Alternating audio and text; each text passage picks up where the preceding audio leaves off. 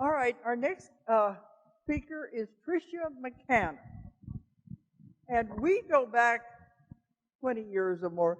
I know you probably get tired of hearing me say that. She is not an author. As I told you yesterday morning that one of our authors died while his book was at the printer. And we called her in to take his place because it's along the same subject matter. And I've known her forever, but that's why we do have some that are not our authors that we do call in. We've been around so long, we know everybody in the business. We paid our dues. We were joking about that. Was that the first night that I saw her again? We started out back in the days when nobody paid your airfare, nobody paid your hotel room, nobody gave you a fee. We had to get there the best way we could, do our talks, and promote your books and things, and you did readings. And nobody paid us. We just did it because this was what you had to do. And it was years later I began thinking, they were using us. The things have changed now. But then a lot of speakers now, they got to know how much they're going to be paid. They got to have everything handled. But we just went and did it because it was our passion and our work. And it has all paid off in the long run. 20 years of doing it. In fact, we have outlived those expos. They're no longer in existence. I know. Okay. But Tricia and I are old friends anyway. That's where I met a lot of these people, was on the lecture circuit in those early days. So it's good. It all pays off. Daniel, you and me. That's right. He was always joking about it. We were doing panels, and they say, okay, we got both of our cannons here now. We can start. Perfect. Okay. All right, Patricia is going to talk a little bit about, you want to talk about Robert Winterhalter a little first? Or what? Yeah, I mention him. I want to really thank him, yeah. you know. But if you'd like to say something about the book, please do, about his book. I don't know, some of you were here, we started out, some of you were not, maybe. But Robert Winterhalter was an author we took on who wrote a wonderful book about Jesus. And he died while the book was at the printer. And we kept saying, oh, he never even got to see the finished product. But my daughter said, he knows, he saw it. But his book is The Healing Christ. And it's a book about where he took all of the miracles that Jesus performed in the Bible, and he explained them, how Jesus was able to do them metaphysically, and how everyone can do the same thing. So it's a very practical book. And then he died while it was being printed. All we had time was to put in like an obituary in the last part, and on the copyright page we always put the birth and the death. But he worked a lot with the Unity churches, so we figured they're probably going to push it because they've already been talking to us about it, that he was into that. So anyways, it's happening, but it's just kind of strange. Yesterday, Blair, did you remember what he said? Remember Blair Styra? He went past the table. He felt a surge of tremendous energy coming from where we have the book sitting. And all of a sudden, he said, I realized he's here. Robert Winterhalter is here. And that would make sense. He would want to come and see the book. And this is where he was supposed to talk. And Blair said, his energy's here, he's watching, and he's participating. But Tricia had just come out with her book about Jesus. And you said 2 years in the making, 3 years in the making. And he ended up taking about 200 pages out.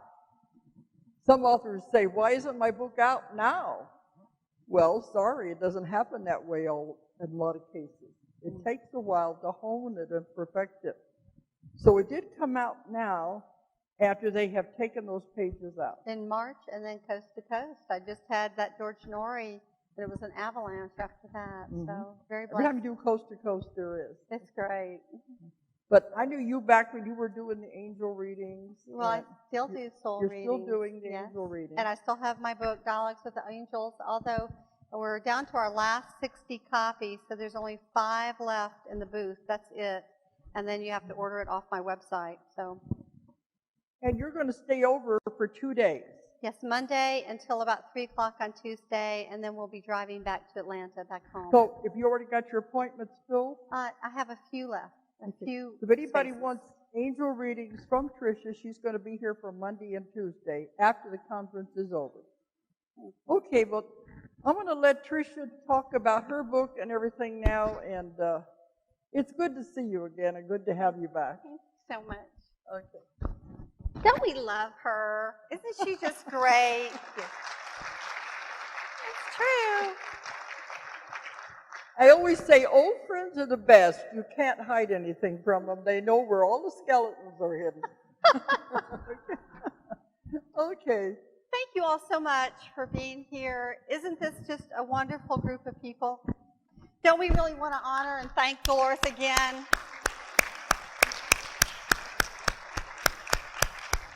The 5th Annual Paranormal Conference in Arkansas. This is my very first time in Arkansas, and I must say, I've been impressed by everybody that I've met. It's not only a very beautiful state, but all the people that I've met here have been very high consciousness, very beautiful heart-centered beings, and some very old souls.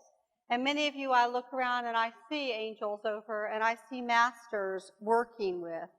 So, you know, when she says I do angel readings, I think she's really talking about the fact that since I was a little girl, I have had the gift of sight.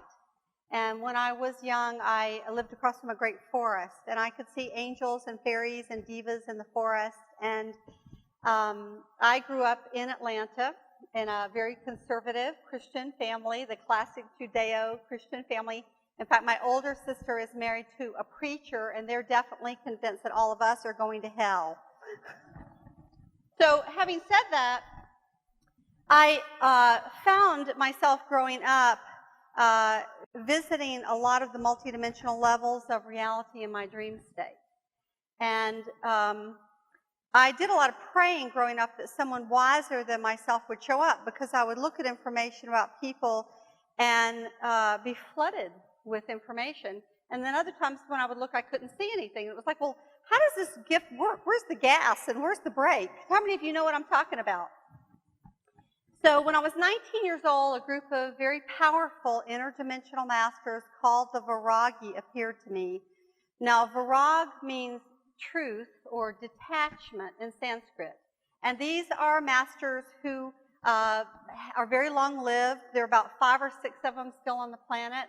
One's 5,000 years old, one's 3,000 years old, one's 350 years old. And they said, we've watched you for many years. We've put you through a series of tests. You passed. You've chosen compassion over the other choices you could have made. And so we will train you. So they began to teach a very powerful, not only did they have the roadmap of the multidimensional levels of reality, which was huge for me, because I had been traveling through these planes all the time I was growing up, but a lot of times I had no idea where I was. I mean, one night I'd be in one of the temples of golden wisdom, and another night I'd be in the bowels of the lower astral plane. How many of you know what I'm talking about? So having this map was huge, and they also taught that the divine can be known through 3 very powerful things: love, sound, and light. These are the 3 core principles of creation. The whole universe is actually made of the adamantine particles of love. And the sound, in the beginning was a word, really was the creation of everything in the universe. Physicists are now discovering that behind everything we see and everything we don't see is, in fact, vibration. And then from those phonons, that's what they call them. I love how the science is catching up with the metaphysicians and mystics. They become photons. From sound comes light. So they taught a very specific set of spiritual disciplines called soul travel. There were techniques for learning to shift your consciousness while you were still living in the physical body, and to be able, while we're still living here, to journey into the inner worlds and find out for yourself what's true. Well, this was my kind of path. You know, I've never been the believe now, take our word for it, find out after you die kind of girl. My dad's a lawyer. Even though I'm a mystic and a clairvoyant, I really like evidence. I'm seriously evidence-based. Thus, of course, the Jesus is heavily evidence-based, and what I'm going to be presenting to you today is heavily evidence-based. So on the outside, in my Clark Kent world, I became a commercial advertising photographer. I've had a studio for some 30 years. In fact, I'm closing my studio when I come back, the weekend after I come back from this trip, for the first time in 30 years, which is a very big deal. And I've shot for Ralph Lauren and Calvin Klein and Women's Wear Daily and, Georgia Pacific and Coca-Cola. That's the Clark Kent life. How many of you have a Clark Kent life? And how many of you have a Supergirl or Superguy life? Well, for me, I also have this. So during my 20s, I was very focused on learning, working with these masters, my 20s and my 30s. And as Dolores will tell you, when I was about 28 years old, I started a nonprofit organization in Atlanta called the UFO Forum. Because since I was a little girl, I've seen ships, I've been on board ships with very benevolent, kind beings, but I was not really willing to come out of the closet and tell people this.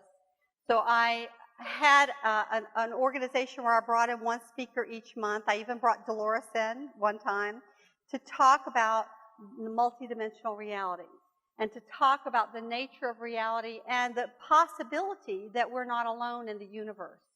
How many of you think we're not alone in the universe? Well, I'm among my own soul family here. So I found a few years into this that my guide said it's time for you to really begin speaking, and I was completely reluctant to speak. I was like, I'm not speaking in Atlanta. I have a professional, reputation to uphold. And so they said, well, fine, go to Los Angeles.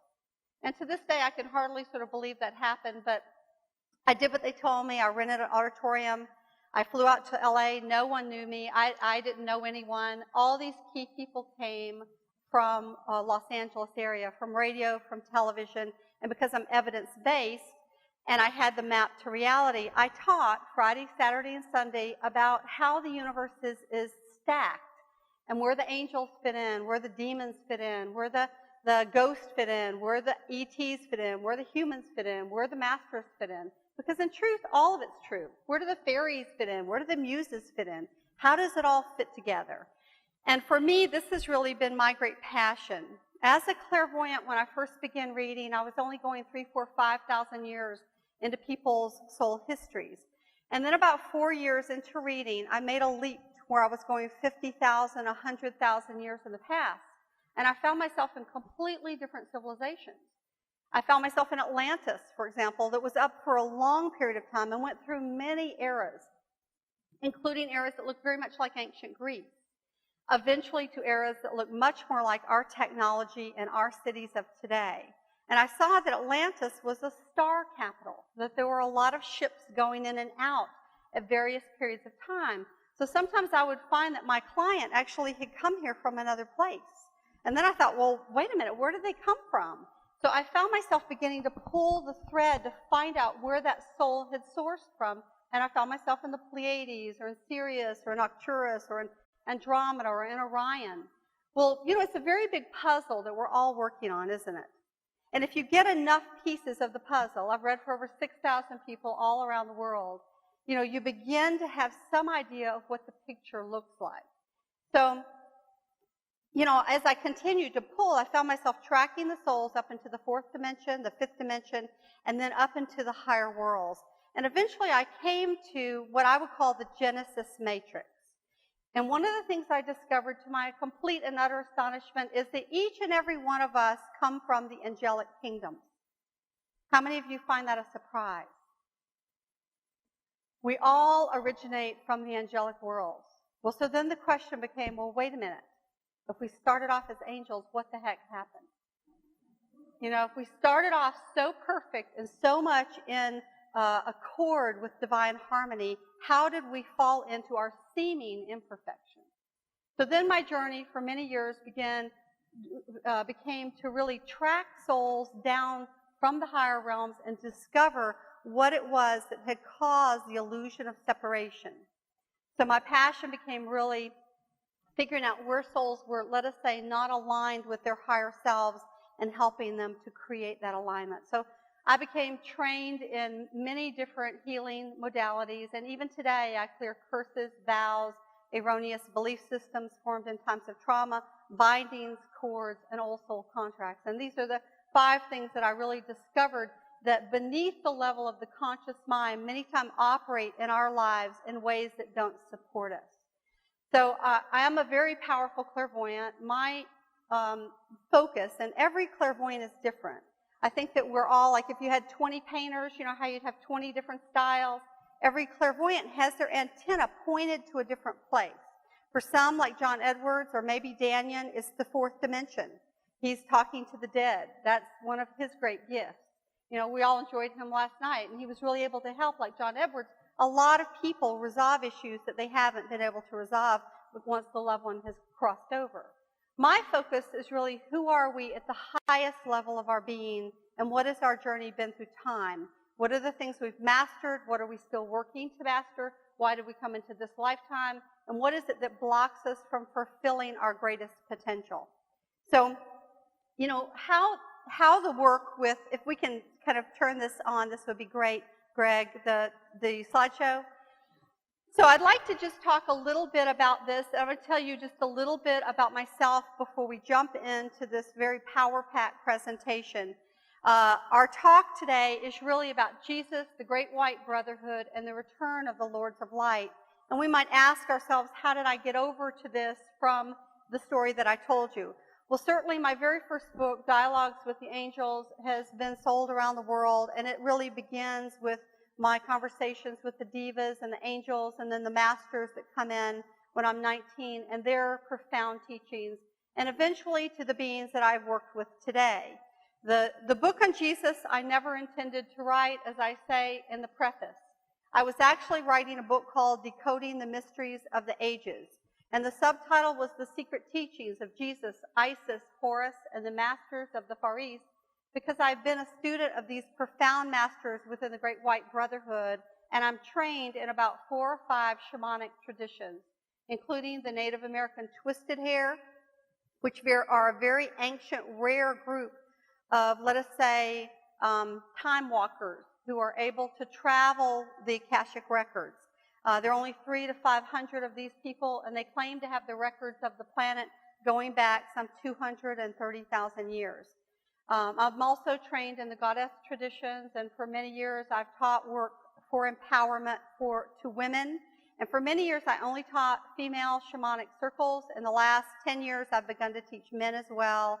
I have a mystery school in Atlanta called the Phoenix Fire Lodge, the Order of the Eagle and the Dove, and you know, it takes a year to even go to the first level of the program, but there are 9 weekends, and I do teach both men and women now, and I'm working on doing an online series of classes. But meantime, I actually have produced 25 DVDs about these great mysteries, and you're going to be learning about some of those mysteries today, because Jesus, of course, was a student of these mysteries. So in the middle of writing this book about decoding the mysteries of the ages, what happened for me was that I wrote 3 little chapters on Jesus, and then I went on. I had other great avatars to teach about. And, you know, as I continued to write, I think, well, I bet people don't know this about Jesus. Because since I have a fundamentalist Christian side of my family, as a metaphysician, I've always carried Jesus kind of in the periphery of my consciousness. I felt like that, you know, if I was going to believe something, I had to have documentation about it. And so when these, I decided I was just going to, I wound up adding 200 pages to the book, and then I thought, Mamma mia, you know, they're having babies. This book is just, you know, we're having 6 books here. So I thought, well, I'm just going to pull this part out about Jesus. It'll make the whole thing, you know, shorter. The publishers will be much happier. And so I had this experience where I was laying on the floor of my office, and it was that week between Christmas and New Year's Eve. You know that week, it's like the cave time. It's a great time for going inside yourself. And I had laid down on the floor, and I had my hand over my eyes like this. And I suddenly became aware of this brilliant light that was flooding my body. And I moved my hand, and Jesus was standing right above me, looking down at me. Now, this was really the last thing that I ever expected. And without any preamble, he said, I want you to write a book about my lost years and secret teachings. There's been enough war and bloodshed in my name. And when I could get over the shock of the fact that he was standing there, I said, well, could I finish this other book first? And he smiled and moved his hand like, don't worry, it'll just take a moment. I'll open every door. And I thought, well, okay, and you know how the little monkey mind is. How hard can it be? Okay, I'll just take those 200. It'll take 3 months. That's what'll happen. Only 3 months. And, then I thought, wait a minute, write a book about Jesus. Oh my God, they'll burn me at the stake. They'll have me for lunch. The fundamentalist Christian movement that in the name of the Prince of Peace continues to judge, even though Jesus said, judge not, lest ye be judged. So I had a great deal of resistance to it, but as I worked through my thoughts, Jesus literally stood over me, tracking every single thought with me telepathically. And I finally came to the point of realizing, wait a minute, he incarnated in the middle of two of the densest groups on the planet at that time, the Romans and the Jews. If he can do that and take on that mission, I could at least write a book, right? So I said, okay. So for the next 6 months, I organized my material around the great mysteries. And I began with the Egyptian mysteries because I'm trained in the Egyptian mysteries and they are fundamental to everything. They're really the source. They're the motherland source within our known history. And then I moved to the Jewish mysteries, the esoteric Jewish mysteries of King Solomon and Enoch, and then I finally moved to the Christian mysteries. And I found myself in the process really exploring the Tree of Life, which we're going to look at today, talking about the angelic kingdoms and the 9 orders of the angels, the different kinds of spirit guides, and really also looking at the hidden history of the human race that most people know nothing about, that I've spent years and years speaking about on the circuit, the extraterrestrial seeding of this planet. So I have DVDs, I have like 25 DVDs that I've produced over the last 9 months on all of these things. And so when this is over, if you want to come check them out, great.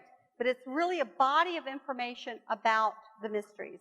So this is how this book, if we can kind of go back to this, began to be produced. I'd like to tell you just for a moment about the beings that I work with, who are my great teachers. I would not be here today without them. I work with a group of beings called the Council of Nine. The Council of Nine are the 9 primordial waveform energies that create, maintain, and sustain everything in the universe. Mystics throughout the ages have known of them as the 9 silent ones. They're referred to in the most hidden, ancient of texts. Now, I had no idea when they arrived who the heck they were, but at the core of them are the eagle and the dove. The eagle is the divine father energy, and of course, we all know the dove from Christianity as the divine mother energy. This great thunderbird energy I call Rigel. That's how I know him. But he is the father energy whose wings turn the universe, turn the galaxies, turn the electrons around the atoms. The spiral of the golden mean spiral, or the Fibonacci spiral, the way the hair grows on the top of our head, the way that flowers unfurl. This is his energy that moves the universe. He has been known to many different mystics throughout the ages, and certainly Horus was one of his incarnations, as was Jesus. You will find I think I talk about the 4 great Kumaras. I definitely, throughout the book I do. We'll see tonight. I think today we're actually getting into the Kumaras. The Kumaras are the 4 expressions of the divine masculine. Jesus talks about this in the Sophia of Jesus the Christ, where he said, the divine mother, Sophia, the goddess of wisdom, comes into the world again and again. This is why she was known as Isis, she of 10,000 names and 10,000 faces. But the divine Father does not come into the world directly. He only comes to these incarnations of his divine sons. And there are 4 of them. They're spoken of actually in the ancient Vedas as the 4 great Kumaras. And Jesus was, of course, one of these. He was Sananda Kumara. The head of the Great White Brotherhood is Sanat Kumara. So you can see immediately how these 2 are linked together. And today we're going to be taking a journey where we discover who these great lords of light actually are. I also work with the Divine Mother, the energy of the dove. And she, of course, is the path of the heart, the path that Jesus himself taught. It is her heartbeat that dwells within each and every one of us. She has been known by many different names throughout the ages, but I know her as Ariel, the creatress from which all the Divine Mothers spring. And her symbols are many, but above all, it is, of course, the dove, or the Holy Spirit. She was known in Christianity as Mary, Queen of Heaven. But before that, the symbols of Mary, La Mer, the great ocean, La Mer, Marie, think about it, the great ocean of love and mercy from which we all arise at the beginning of time. She was known as Isis, Queen of Heaven. These are just two of her many incarnations. Now we can turn, if you'd like to, we can turn the lights down a little bit so that you have a little more depth in these slides. Is that okay? I think it's a good time to do it. I love these images, and I know I go a little bit into shadow, and mostly I'm going to be up here, but there are a couple I may have to jump down here in order to be able to see the way the screen's set on the periphery. But isn't that a little better? Do you want to make it a little darker, Joy? You want to come down just a little bit more? You want to go to 4? See how 4 goes? Are we on 4 already? Okay. Can you guys see well? Okay. I like the pictures. So, of course, she was known as the Queen of Heaven, and she's depicted through certain Hermetic symbols. Now, Hermetics is one of the ways that the ancients taught. This is one of the ways that the great mystics who traveled these inner planes communicated in these glyphs the esoteric knowledge of the inner planes. And I'm a Hermeticist. And any of you who begin to study the mysteries, you too will find yourself fascinated by Hermetics. And we're going to be talking about where that word comes from. But Hermetics is the study of the esoteric symbols. In our civilizations, we know about exoteric symbols like stop the car, moose crossing here, don't smoke a cigarette.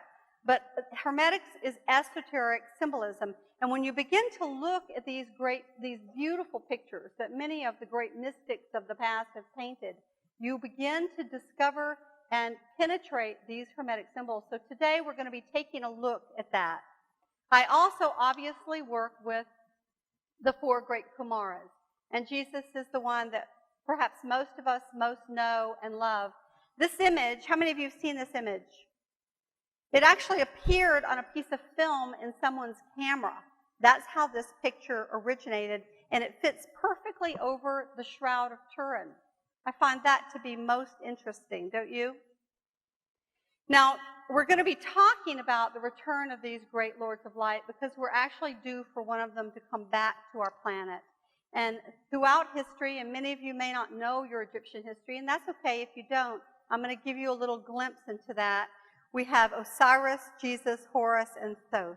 This is the legacy of the divine sons of God. They were known as the great transcendent ones, the 4 deathless ones that exist beyond the worlds of space and time, that could insert themselves into the worlds of matter whenever they chose. They were also known as the great shepherds, or the good shepherds. And we all know this from Jesus, but most of you probably don't know that one of Osiris's titles was Osar, which means the good shepherd. In fact, you will see as we go through our presentation that this is one of the great Hermetic symbols because they led their people to safety. Now, Webster's defines a shepherd as a person who herds and takes care of the sheep, a leader of a group, especially a clergyman, to tend, herd, guard, or lead like a shepherd. And there are certain Hermetic symbols that are associated with them, foremost among them, the great Lion of God. And many of us have seen this symbolism connected with Jesus, of course, but as we go back in time, we discover that the symbolism of the great lion who is connected with the sun. If you think about it, within the 12 signs of the zodiac, the only sign that's overseen by the sun is Leo, right? So Leo is the sign of the king, the kingly prince. So the sun became very important because within the ancient world, they believed that this divine father energy expressed itself in 3 ways. First is the great central sun behind everything, the one that was the regulator of all things, the light of the universe. Second is the visible sun in our heavens, because of course without our sun, guess what? No life. And third is what they call the solar sun, S-O-U-L-A-R. This was the incarnation of the divine Father energy that came as the Son or sons of God. He is directly linked to the sun and to the great central sun, and he's also directly linked to all of these great Hermetic symbols. Let's take a look. The sun, the lion, the lamb, the shepherd's staff, the caduceus, the dove, the Holy Spirit, the cross, the chiro, the tree of life, the serpent of wisdom, and the phoenix, that mystical bird that comes from the higher world singing its song of glory, who is so beautiful that it basically erupts in flames, but not before laying its seeds for its next incarnation. Now, let's take a look at what the divatory meanings of the lion and the lamb are. The lion, of course, represented honor, radiance, kingship, and vitality, and the moment of enlightenment. We say we're working for enlightenment. Well, what better symbol to use than the sun? The 97 to 99% of the mass of our entire solar system is the sun, the light of the world. Purity, innocence, gentleness, and sacrifice, of course, the unblemished one. He was also linked to the sign of Leo. And if you look right into the heart chakra, and this beautiful drawing was done by my girlfriend Sylvia Lorenz, who's an amazing mystical painter, and she's got some gorgeous soul portraits of people. She also is a clairvoyant and sees their spirit guides around them and paints them. So any of you have ever desired to have this done, she's fabulous, amazing, and very, very affordable. But she did many of the illustrations within this book. And you see Regulus in the heart. This is very important because within the ancient mysteries of Egypt, the initiates went between the paws of the Sphinx, literally into the heart chakra of the lion. This was the entrance to the underground city beneath the Sphinx and beneath the Great Pyramid. You had to enter the heart of the lion. Regulus is a sun about 5 times larger than our own sun, and there's a lot to be said about this, but you're going to see this symbolism again and again in connection with them. Here's our beloved Jesus with the lion and the lamb around him. Let's look at other places we've seen it. Let's see if I've got my little pointer. I get to work it for the first time. This is, of course, most of us know this winged lion with a book in connection with the Apostle Mark. Mark, one of the 4 apostles, the Gospels, and it was connected with the city of Venice. But way before that was true, it was connected with the Egyptian mysteries. In fact, this very image of the lion with the book of knowledge was connected with the great god of wisdom, Thoth, who was the architect of many of the great mystery schools. And it was said that when you entered the heart of the Sphinx and went into this process of initiation, at the end, what you were seeking was the secret knowledge of the book of Thoth, the book of secrets that gave you the roadmap into the inner worlds to be able to soul travel when we leave this body into the higher worlds in order to reach the center of the universe, the great creator itself. We see here other symbols. These are crests. Here's the crown of heaven. Here's the infinity symbol. Looks like a ribbon. Okay, here we are again. This is from Venice. I've traveled there many times. But even more telling, way before Christianity, way before Judaism, we have, this is from Egypt. This is Ra, the god of light. We see the sun on the top of his head. He's got a hawk head. And, again, they use these Hermetic symbols to mean something. They were not the eagle. The eagle is the one that is the father. They were the sun, the one who came down, the hawk or the falcon. He who has far-seeing vision and turns in the horizon. But before him stands a priest of Osiris. Osiris, I believe, after all the research I've done, was probably an earlier incarnation of Sananda Kumara, who was Jesus, because the MO is very, very similar, as we will see. Notice that this priest of Osiris is wearing a leopard skin. So the leopard, and the lion, all connected. And when we go over to, the South America, it's the puma. Again, very similar Hermetic symbols. Now, very far back in time, we find Tammuz. Tammuz, you notice, is standing on a giant lion. Isn't this interesting? You see this radiant sun behind him. This is from ancient Sumeria. And here we see the Persian Mithra.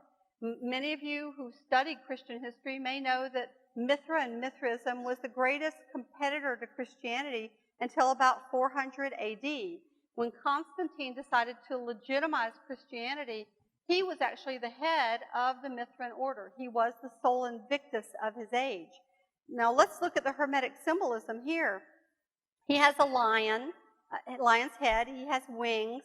He's holding the staff of knowledge.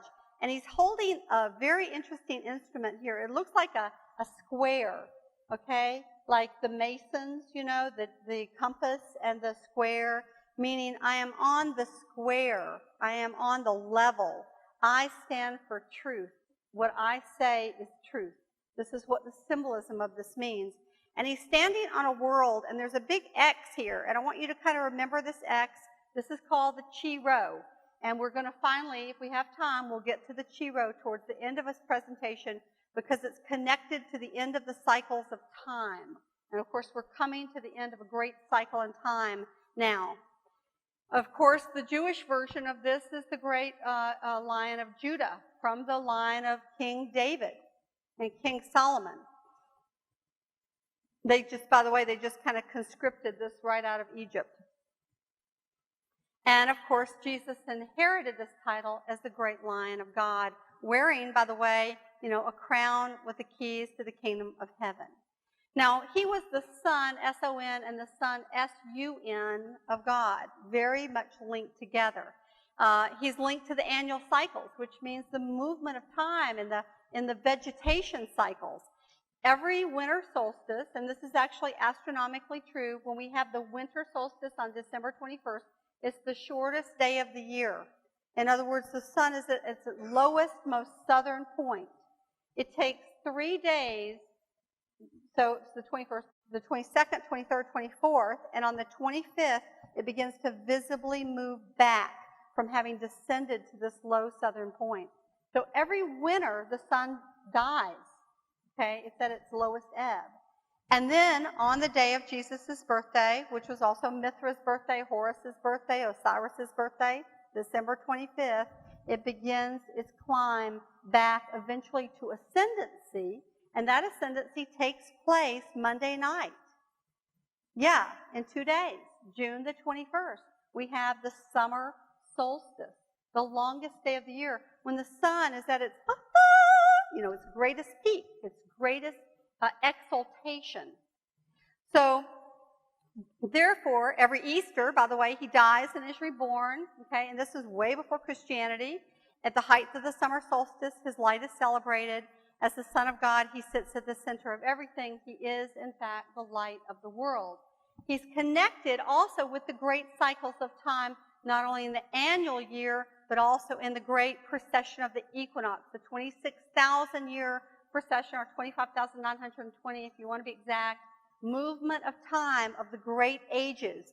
And our consciousness is highly affected by the movement of these great ages. Every one of the 12 signs of the zodiac basically rules us for 2,160 years.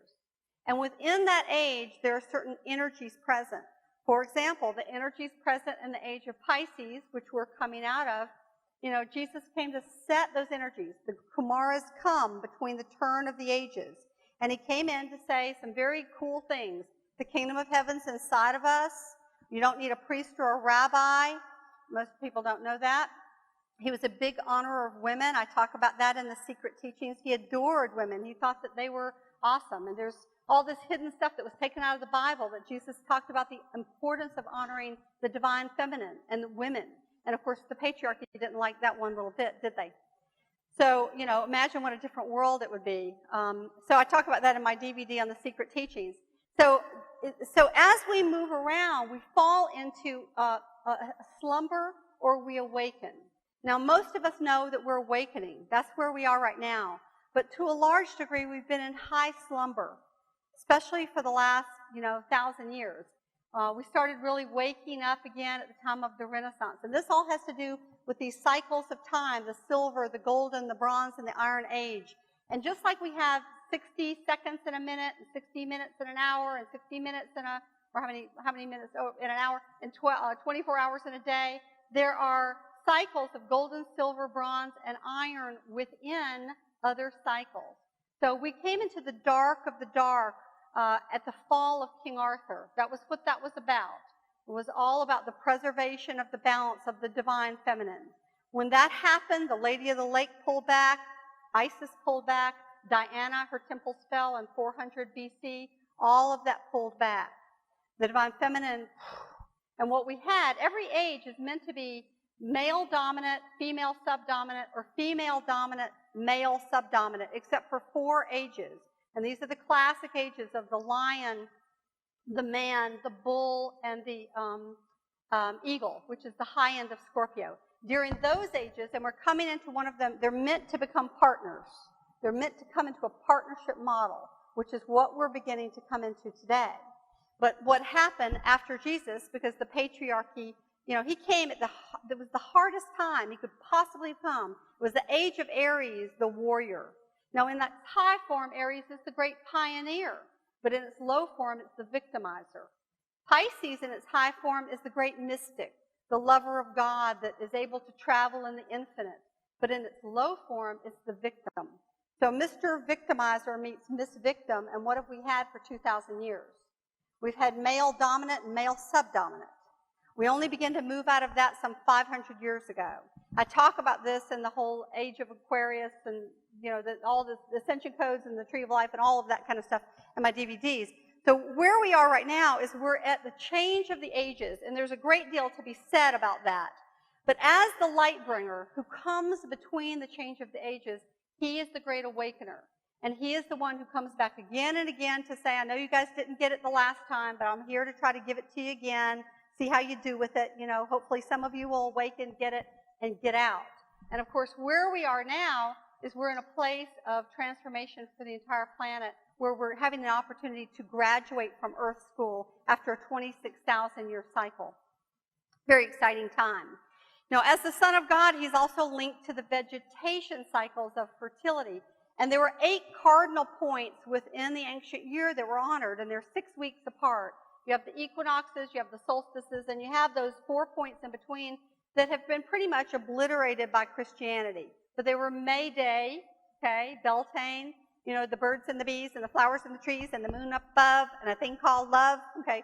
That was the one where they actually got to make love and children that were, conceived. It was great. And that was the only one that they got to have sex. I want to make that really clear, okay? The only sex day. But it was a celebration of the joy of nature. And then we have the solstice. Then we have August 1st that was conscripted as Lammas within the Christian year. Then we have the equinox where everything is equal, the day and night. Then we have Hallowmas, or Halloween we call it. All Saints' Day, the night where we begin to enter the darkness, where the veils are thin and we can honor the ancestors, those we love who have passed on. Then we have the winter solstice. Then we come around to Candlemas. Candlemas is, things have been really dark. If you didn't have electricity, everyone's like, when will the winter be over? When? So they show up with candles to say, we love the light. We know the light is returning. Let us honor the return of the light that's coming. And the next holiday is, of course, the spring equinox, where we see finally the light and dark are equal. So these were sacred days within the ancient year. And it's nice for us to honor these natural seasons because it's not about someone's philosophy or religion. It's about how the heavens and the earth are programmed as a giant clock. And at those points, we're able to, the veils between the worlds become very thin, and you're able to work interdimensionally with angels or with masters or with loved ones who have passed on. That's why they had those days. Now, linked to the cycles of fertility, he became known as the Green Man. In other words, the one who dies and whose birth regenerates the world. And you sort of see this with the Celtic has a version of this. The Druids had a version of it. And Osiris was depicted as green most of the time, not because he had green skin, but because they're telling you he's linked to the cycles of fertility all over the world. Sometimes you'll see him as black, too, not because he was black or white, or they weren't talking that. They're talking Hermetics here. Egypt was known as the Black Lands because when the Nile rose, the topsoil, the silt came down, and it was that fertility that was the breadbasket of the Mediterranean. Just like today in Europe, England is the breadbasket. That's where all the oats and the wheat is grown. In Jesus' day and age, Egypt was the breadbasket. You remember in the Bible how when there was a famine, it was only Egypt that had any food? Okay, so it was the rich delta soil, the black soil of Chem. Chem was what they called Egypt. Alchemy, chemistry, okay? Alchem, okay? It's the alchemy of that land. So many times he's depicted as green or black, and here we see him again with some very important symbols. We see the crook and the flail. The crook is the shepherd's staff, isn't it? Telling us right here, I'm the good shepherd. And the flail, I can lead you and I can protect you. And even when you start looking at these Hermetic symbols, he has the three flails, which is, the physical, the emotional, and the mental aspects of ourselves that we must master. And here we see him again. All these titles that we have for Jesus once belonged to Osiris. Lord of everlastingness, King of righteousness, King of kings, Lord of light who awaits in the halls of the dead. Now, it's not like Jesus ran around and stole them, okay? Let's just make this really clear. These beings come again and again. They know who they are. And they step in to the presence of themselves. And they bring these same Hermetic symbols back again and again. Now, there's a lot to be said about these if you know how to read them hermetically. Let's look at just a couple things. One, many times they're linked with sound. Sound, the word. In the beginning was the word. The word is the logos, which we'll talk about. Jesus, Thoth, Horus, these were all beings that were directly linked to the word. The blueprint of creation. Here we have Osiris right between the left eye and the right eye. Well, let's think about it. What's between the left eye and the right eye? The third eye.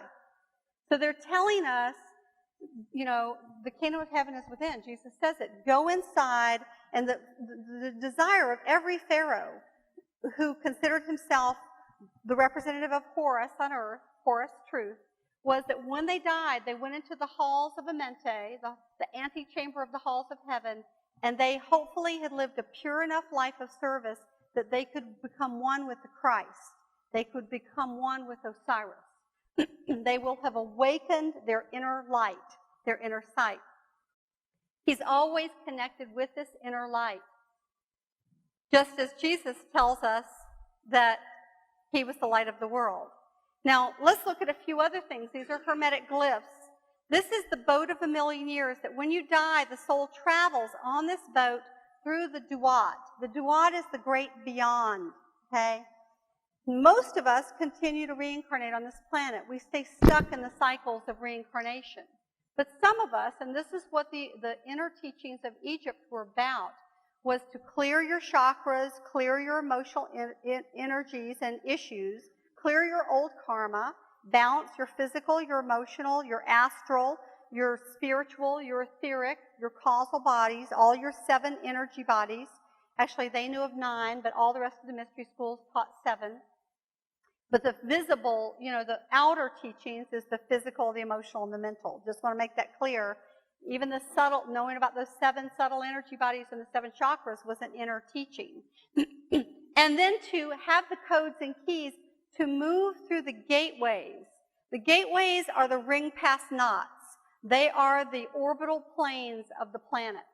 And to have the codes and keys to move through these gateways and leave our solar system. Okay? So this is what the Egyptian Book of the Dead was actually about. It was a roadmap into the higher heavens. Now, here we see a bunch of different cool things. First, we see the Ra, in other words, light, in other words, your soul, which is light, right? If you got rid of your body, what would you be? You'd be light. Enthroned on a little dais here. So the soul is traveling in the boat of a million years. And who's he got as his companion? He's got Thoth, the god of wisdom. Thoth is where we get the word thought from today. He's also got Isis, which is love, and Ma'at, which is truth. So these are the companions we have on our journey. We have our hearts, we have our minds, and we have truth, right? Now, who's poling the front of this boat? Very interesting. This would be Set. Set is where we get Satan from today. His name was Setu. Okay, so we turned him into Satan. He was called, the great crocodile or the great dragon, okay? And he really represented all the negative qualities. Our anger, our lust, our greed, our jealousy. I mean, he killed Osiris. He was Osiris's half-brother who murdered Osiris and stole his kingdom and tried to steal his wife. I mean, he was like everything bad that the ego can produce. That would be Set, okay? So we have to ask ourselves, why the heck is Set poling the boat? This is like saying, each of us, when we go through our lives, who's leading? Is our ego leading? Our soul's back there. But who's actually running the show? Is the soul in charge or is the ego in charge?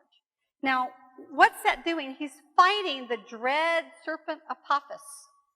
Apophis is, many times he's depicted with 5 heads, and he's all of our issues we haven't solved. All of our addictions, our jealousies, our angers, our griefs, our avarice, our greed, our vanity, all of our issues. So within this mythology, or cosmology, if you will, the soul got on board the bark of 1,000,000 years and traveled during the 12 hours of the night. And for the first 6 hours, Set was fighting the dread serpent Apophis. Well, no matter how hard he fought, guess what? He couldn't win. Kind of like us, huh? And in the 6th hour, he who must be remembered, which would be Mr. Osiris dude, arrives. And why do I say must be remembered? Because Osiris in the cosmology was cut into 14 pieces. And it was the love of Isis, his wife, that reunited those pieces and resurrected him. So when they start talking about he who must be remembered, this is a code for Osiris. So in the 6th hour, the Christ arrives. And then what happens is the ego dies, and you go into a death state. Most of us have come to this in some point of our life. We're going along fine, we're having our lives at the ego level, and then we're devastated. Someone in our life dies. We have a divorce. We lose everything in a flood or a fire. Our lives are wiped away, gone, dead. How many of you know what I'm talking about? Okay? This is the beginning of spiritual wisdom. If this has happened to you, this is the doorway opening. And you are slain in the spirit, as they say. And your ego says, I can't do it anymore. I don't have any more resources. My house of cards has tumbled. And at that point, you go into a 4-stage butterfly stage of the chrysalis. You're in the cocoon. You're in the cave. And you're in a place of utter transformation. And through the next hours of the night, you are literally being transformed by this Christed being. But at that point, just like a butterfly, you don't feel like you're a butterfly. You feel like, your life has been taken away and you're having to begin again. And finally, you emerge as the soul, as the great butterfly. So this is part of the great cosmology behind Egyptian teachings, that this is what lives inside of us. Now, in Egypt, Ra, the Lord of Light, became eventually connected with Horus. So you have Ra-Horakti, and Ra-Horakti was the Horus of the 2 horizons. From east to west, his great wings turn. And you can see from the Hermetic symbols, he's connected with the sun. Right here, we can read this. He holds the Ankh, eternal life, and he holds the Shin. The Shin is both the infinite, the circle, and the finite. He has balanced his male and female. The female is infinite. The male is finite. And think about it. Circle and line. In fact, in the ancient world, the soul was always considered feminine. But when we come in and we pick up the bodies are layered, masculine, feminine, masculine, feminine. So the highest body, the diamond body, the soul body, is male. but the soul itself was always considered to be feminine, much as in biology, and most of you probably don't know this today, we're all created feminine. The male, who is the lover of the divine goddess, she adores him. He is produced by the release of another enzyme, an enzyme that turns him. So all things are feminine when we begin, which is, of course, exactly opposite of how we've been taught within the patriarchy, isn't it? That there was Adam and then Eve's just an appendage. She got made from the rib. Oh, yeah. And here we see other Hermetic symbols. He has the sun. He has the snake. The snake is always connected to the awakening of the Kundalini energy and the activation of the inner sight. He also holds the was. Now, was, W-A-S, like we say was, they called it the was. The was is a symbol meaning the word. Let's look at why. This is a tuning fork. Look down below. You can see it looks just like a tuning fork. And they put it at the medulla oblongata right here, and they resonated the sound up the chakras to help the Kundalini to rise up and to activate the spirit to leave through the the pineal gland, and to leave through the crown chakra. So this is like saying Horus, who holds the key to eternal life, has within himself the word or the logos as Jesus does, predating Jesus, of course. Now, Horus was turned into Apollo by the Greeks, who is the god of healing, the god of shepherds, shepherds, flocks, the god of poetry, prophecy, archery, dance, reason. And you can see some of his many symbols of the swans, dolphins, wolves, and so forth. He was the god of healing and the god of music, once again connecting him with the sound current of creation. Now, this was his great-grandfather, or his grandfather, Thoth. Thoth is where we get the word thought today, and he is one of the 4 great Kumaras as well. Thoth, in Egypt, they really weren't wanting to be worshipped as people. Okay, I want to really try to make this clear. I don't know what you guys know about ETs and UFOs. How many of you followed any of that kind of stuff? Okay, very good. How many of you know about the Anunnaki? The Anunnaki gods were tall, long-lived human beings who came to this planet some 435,000 years ago. We are their children.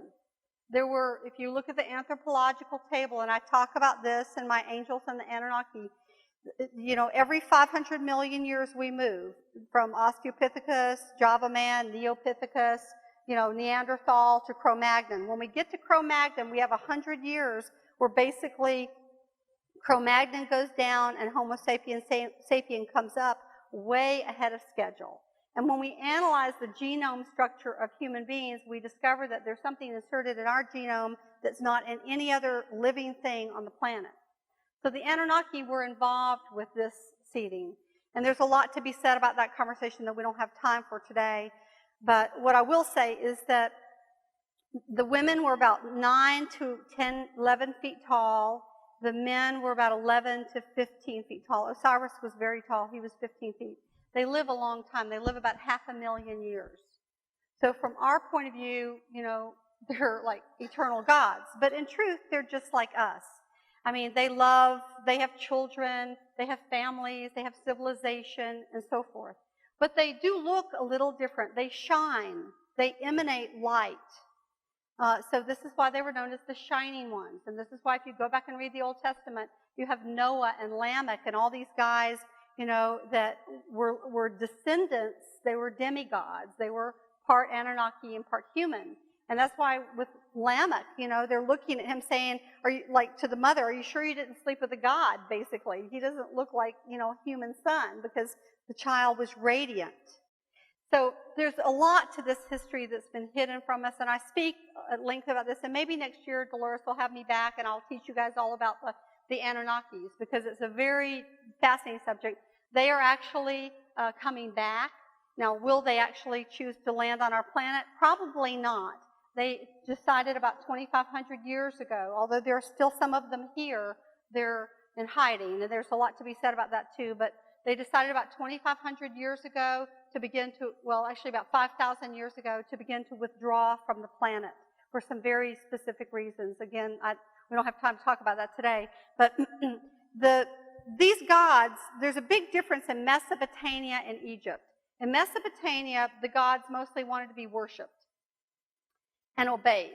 In Egypt, this isn't true. You had a group of highly enlightened, I would say, Christed beings that incarnated there. You start with Ptah, who we're going to find in just a minute. Ptah was Pa. That's where we get Ma and the Pa. Okay, Ptah, the father of humanity. And from him, he had 6 sons. Ra was one, Thoth was one, Tammuz was one. And then when you come down from that, Isis was Thoth's daughter, and Horus was Isis's son. Okay? So you see that lineage of Christed beings.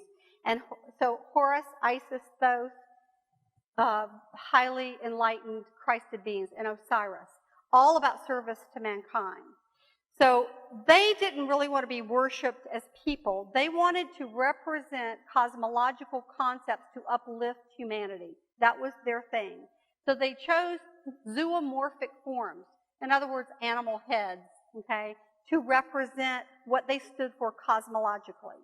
So think about it. If you live 500 million years, and 500,000 years, and you landed on a primitive planet, and you were trying to teach and uplift humanity, you know, you'd get tired after a while of the salami baloney, wouldn't you?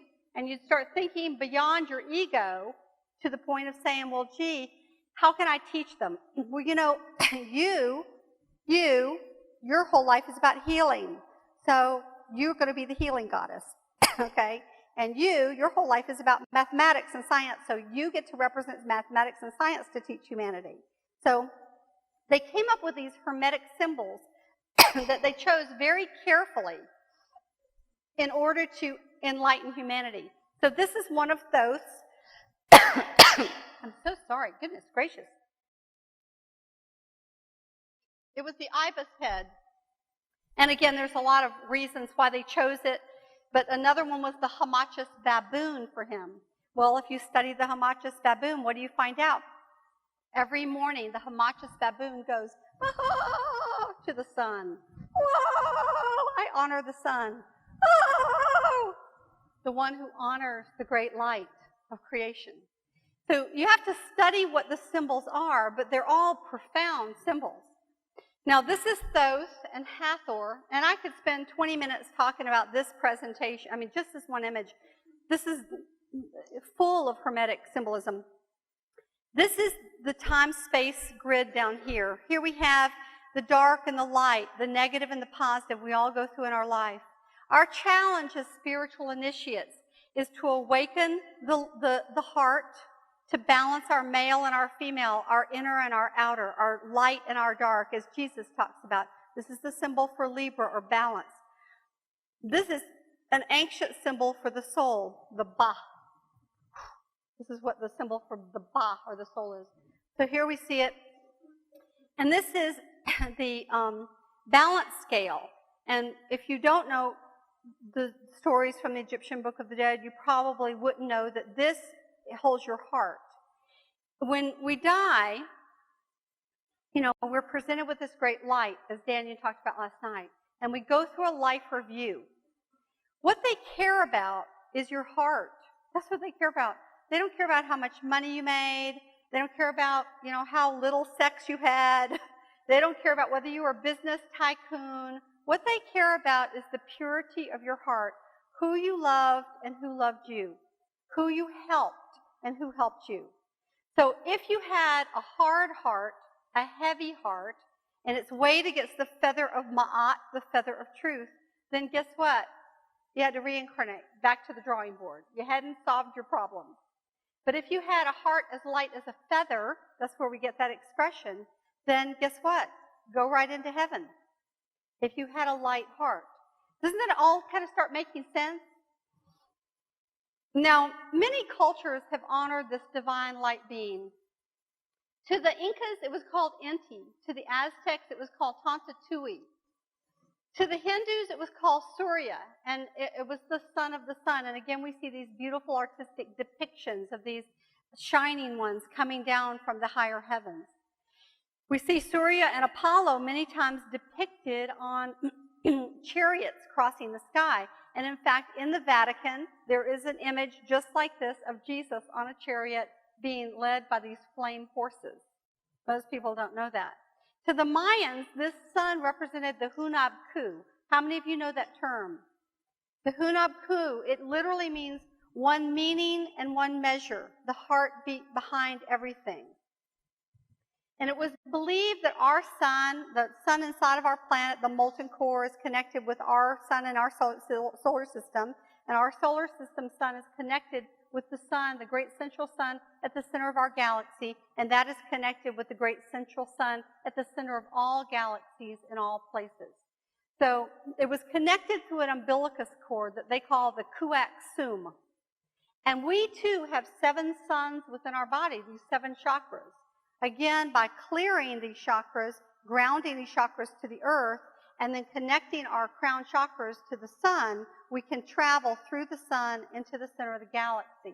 Once again, this is the journey of the soul into the highest heavens. He was also known as he who burst through at the beginning of all creation. When the great cosmic egg was opened, it was this great solar lord that came forward. Everyone take a breath, deep breath. I know it's when you get into dim light, you can fall asleep. So we're going to get up in a couple of minutes. You guys want to stand up for a minute? Want to just stand up physically? Okay, don't. We're going to kind of keep going here, but I want to let your blood go. So he was the first begotten principle of light in all of creation. This is where we get this whole Christian mysticism we have not been able to figure out for the life of us. What do they mean, the Son of God? We're all sons and daughters of God, aren't we? Yeah, we are. Well, how come he was any different from anybody? Why was he special? Well, it's because they had knowledge of these 4 great Kumaras that periodically came. And they knew that this being is the power of the light that bursts forth from what the ancients call the great cosmic egg. So he is the father principle who comes into the world as one of these 4 sons.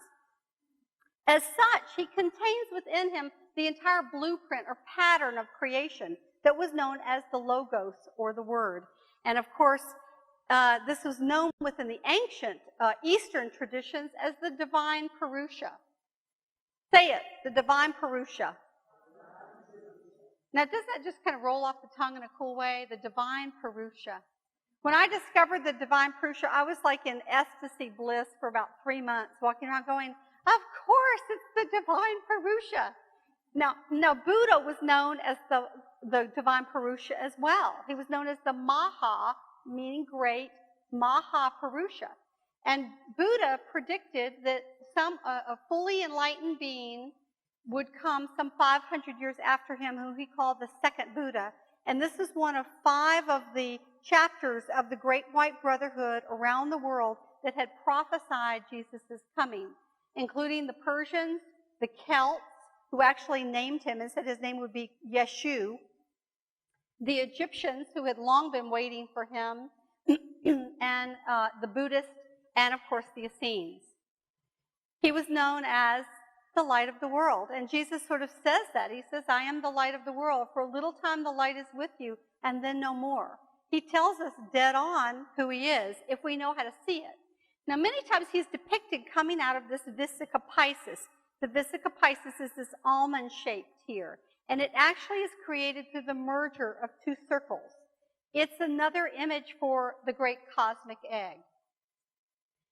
Jesus represented the embodiment of this divine Father and this divine Mother into one flame, the trifold flame of the heart. Again, this is a great mystic secret that I'm sharing with you, that if you begin to work at the higher levels, at the heart, the sacred heart contains within it the divine Father, the divine Mother, and the divine child. Now, most of us don't know that there's a divine daughter principle as well, but there is. Of course, all things are in balance. She is the Shekinah, the breath of God. She's the carrier wave of the light of her brother and the sound of creation that allows the worlds to be formed. It is the I am presence. The divine Purusha is known as the selfless self that permeates the universe. selfless self that permeates the universe. What a concept. It is the witness, the still witness that is within each one of us as atoms in the body of God. Now, I've known this being for many years within the Council of Nine as Sabaoth. And when he came in, for many years I've channeled all over the world. I've spoken about 10 cities in the U.S. and 3 countries a year for about 20 years. The last 3 years I've been in the Jesus Cave. I'm just coming out of the cave, And Dolores is one of my beloved girlfriends that's supporting my coming back out into the world with this profound knowledge at this incredibly critical time. Sabaoth, when he would come in, his energy was so powerful, I couldn't just ground it into the heart like Rigel or Oriel or the crown, these top chakras. I had to take it down into the bottom chakras because he's such fire energy. And it's very interesting to me that, I found myself sometimes channeling him, and the energy would come in like this. And so, the kidneys swing like this. Well, that'd be fine for this kidney, but when the current came around this way, it would freeze this kidney. So it created some medical problems for me until I got these bottom chakras more open so I could ground him down. But it's very interesting to me. He came to me for many years, and I would almost he'd be like so overwhelming. I'd be like, well, it's too much. And he would give me these things about, do you not realize that it is my light that coaxes the smallest seed from the darkness of matter, that lights the worlds of creation, that lights all of you, that lives inside your deepest heart. And, I just love these beings. They're so profound. So, I guess I should have known Jesus was on his way, being an aspect of this divine one, but I really didn't see it coming. Now, I want to kind of just explain a little bit of cosmology to all of you here. As you can tell, I'm someone who's profoundly involved as a mystic and a seer in the highest heavens. But here we have the infinite. Now, the Jews call this the On, the A-I-N, meaning the unknowable mystery. Here is the Divine Father and the Divine Mother. This is power and truth, and this is love and wisdom. And they, of course, their union forms this Vesica Piscis. This is an emblem from Glastonbury Well, where Joseph of Arimathea, set up the very first Christian community in the world, telling us that this union, this importance of the balance between the male and female, was extremely important to the true teachings of Jesus. In fact, in the Gospel of Thomas, Jesus says, when you make the inner into the outer, and the male into the female, and when you make the 2 eyes into one, then you shall see the kingdom of heaven. He's telling us right there. When we are able to take our masculine aspect and our feminine aspect and find the balance between them, we open a doorway. Now, another way of putting this would be when we activate our left and right hemispheres of our brain, we ignite the corpus callosum and the pineal gland within, and we awaken the 3rd eye, that inner light, and then we're able to travel in the inner worlds. And of course, this is the work that I've been about for some 30 years with the great Viragi, who were my foundational teachers. Now, from this original Trinity that most people know nothing about, most of us, God the Father, but that's not what Jesus taught. We don't know this. Jesus said the Abba Amma, the Father, Abba, Amma, Mother. The Abba Amma, that's what he called it. It was, you can find it, I talk about it in my book, and I quote it again and again from these secret documents. I got access to some of the 560,000 documents hidden in the Vatican. When Jesus said, I will open every door, I had books materializing on my bookcase. I had people bringing me rare documents from the Celtic lands and the Indian lands. He wasn't kidding. He completely, Issa, as he went by, orchestrated all of the wealth of information in this book, which is not channeled. It is completely historically based. So you can give it to all your fundamentalist Christian friends who think that you're a little on the crazy side, It's really because I myself have that aspect of my own family. I think it's very important for us to have a bridge that we can walk across where we don't throw the baby out with the bathwater. We don't say, all this stuff is so crazy, it makes no sense to me, let's just throw it out. In truth, the Essenes, who were members of the Great White Brotherhood, then the Gnostics, and the early Christians knew all of these great mysteries. They really did. And the Catholic Church had them too. They just hid them from everyone. And if you understand Hermetics, you can go to the great cathedrals and see this beautiful wisdom literally encoded within the art and the architecture. But you have to be an initiate to see it. So part of what I do is awaken you as initiates so that you too can follow these same golden threads throughout creation. Now, these are some of the historical incarnations of the sun god or the great shepherd kings. I'm sure you recognize many names there. Well, I'm going to mention Ptah just very quickly. Ptah was the father of humanity in more ways than one. He was one of the three Anunnaki gods that were heavily responsible for Homo sapiens sapien. Thoth was another, his son, who was also a geneticist. And Ninharshag, who became known as Hathor, it was the third. She was the chief medical officer. So it was these three who actually took Cro-Magnon man and, jump-started Homo sapiens sapien. And there was a long tail involved with that. Again, I talk about this in the Angels and Anunnaki DVD.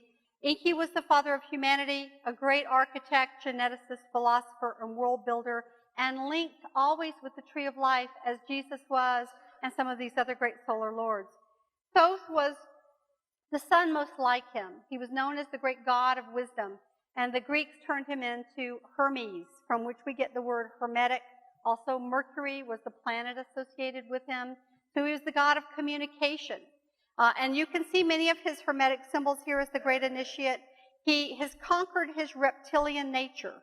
We have a trifold brain. We have a reptilian brain, a limbic brain, and a cognitive brain. That's a reptilian it does the 4 fours, fighting, feeding, fornicating, and fleeing, We need it while we're down here. But, if it runs us, we're run by our lower appetites, right? The limbic brain is our emotional brain. We also have to find a way to balance that with our mental brain. So we see here that he has conquered his reptilian nature, and he is holding the emerald tablets. He was the author of not only the Egyptian Book of the Dead, but the emerald tablets, the Hermetica, the Cor Cosmu, the Kublaion. He discovered the 7 underlying principles of all creation. The book, The Secret, was based on one of those principles, which is that the universe is elastic. It's responsive to thought and coupled with emotion. We can create our reality. That is only one of his 7 Hermetic principles that he discovered over tens of thousands of years as a master initiate. I have 2 DVDs on Thoth because he is such a profound teacher. There's no way to encompass him in only 2 hours. So I have 2 different ones.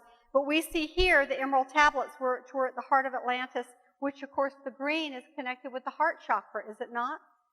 Right? Green and pink. And we see the caduceus. The caduceus was always his symbol. We see here that there's 7 twining, 7 crossings going up with the 7 chakras.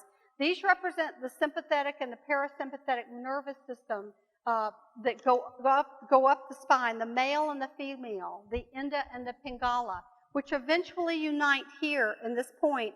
And when that happens, guess what? We get free. We can fly free. That's what the caduceus means. Of course, it became a symbol of healing within our modern world.